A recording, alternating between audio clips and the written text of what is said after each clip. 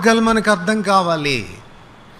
మార్గం నీకు తెలియకపోతే ఏ దిశ గుండా ప్రయాణం చేస్తావు, నీ పురోభివృద్ధి ఎట్లా ఉంటుంది, నువ్వు గమ్యానికి సరైన సమయంలో నువ్వు ఎలా చేరుకోగలవు, దేవుడు ఆశించినటువంటి ఆ ఆత్మీయ ఐశ్వర్యవంతమైనటువంటి పాలుతేనెలు ప్రవహించేటువంటి ఆ స్థితిలోనికి నీ జీవితం ఏ రీతిగా నడిపించబడుతుంది.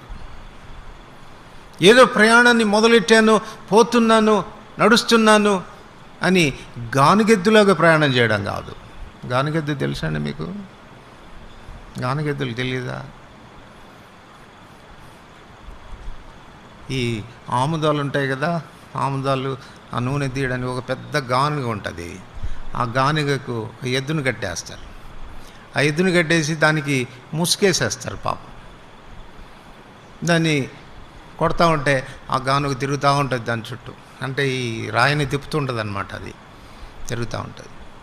ఈ ఎద్దు అనుకుంటుంది ఇది పాపం ఉదయం మొదలుకొని సాయంకాలం వరకు తిరుగుతూనే ఉండాలి, దాని పని తిరుగుతూనే ఉండాలి. ఈ ఎద్దు అనుకుంటుంది ఉదయం మొదలెట్టిన నా ప్రయాణం సాయంకాలం వరకు ప్రయాణం చేశానంటే కనీసం ఒక 50 కిలోమీటర్లన్నా వచ్చి ఉంటాను అని అనుకొని సాయంకాలానికి దాన్ని తెరదీస్తే ఎక్కడ ఉంటుంది? మన పరిస్థితి కూడా అది కాదా? మార్గంలో ఉన్నాం అనుకుంటున్నాం, ప్రయాణం చేస్తున్నాం అనుకుంటున్నాం, తిరుగుతూనే ఉన్నాం, అలసట లేకుండా పడలేక లేక ప్రయాణం చేస్తున్నాం. ఎక్కడి వరకు వచ్చావు అంటే ఎక్కడేసిన గొంగలి అక్కడే. అదే మన ప్రయాణం.